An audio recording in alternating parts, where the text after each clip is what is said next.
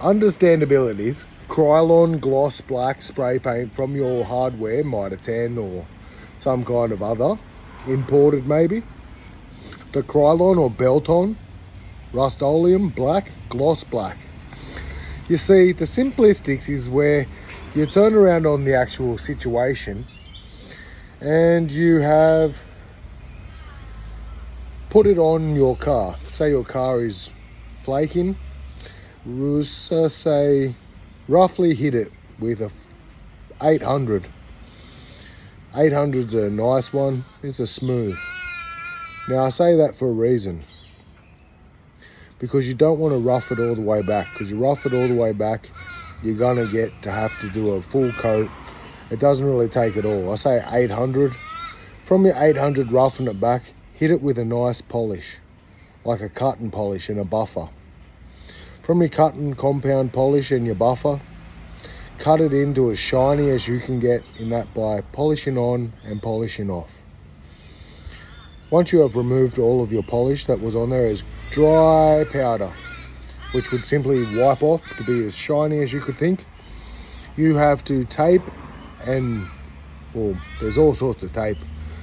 Ghetto style like me, bro, I just use all kinds of, say, whatever tape I can get and some newspaper to tape up the actual understandings of the location, be the bonnets, the guards, the whole car. You tape it as best as you can. You turn around from that and you apply your first coat. That's with the Krylon black. Your first coat over the top once you've polished it off. Some people say you should wash your car. Yada, yada, yada. Maybe you want to wash your car in a way to remove the excess polish. It might make it flake again real quick. But who knows, you don't want to hose it down, and who's going to wash it? What are you washing it with? It's all the same. Works out about the same anyway. It's about the same. I learned to turn around from that and pretty much be able to say, well, what I'll do is I'll apply the spray paint in one coat as nice as I can in a nice fine layer, and then from that, allowing it to dry fully all the way through, I hit it with a wet and dry sandpaper. That's about the 800 I talked about again. I'm pretty sure it's 800. Is it 800 on wet and dry or 200? Some countries have different standards of evaluation on the rough sand and the glass mixtures as they crushed it up into that actual sandpaper to make it to begin with. But it's hectic. Anyway, get the wet and dry, smooth stuff to say water, and it's for silent anyway. Water, and you can rub it back. You'll get the black stuff, and the understandings that you hose it off and wash it off. It'll get dirty, and wash it again. That's one coat. Then you've got to reapply and repeat that time again. Reapply is what I mean to say wash it off once you're wet and dry. You only want to do a light wet and dry, but it's so that actual understanding of the wet and dry situation actually starts to work. And then you turn around, you reapply the actual spray paint once it's clean, back again, taped up, protected.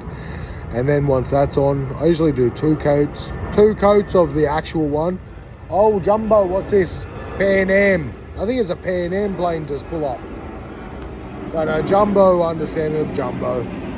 What I talk about, better hold up. Can't hear myself think, get too loud. Neighbours might get angry.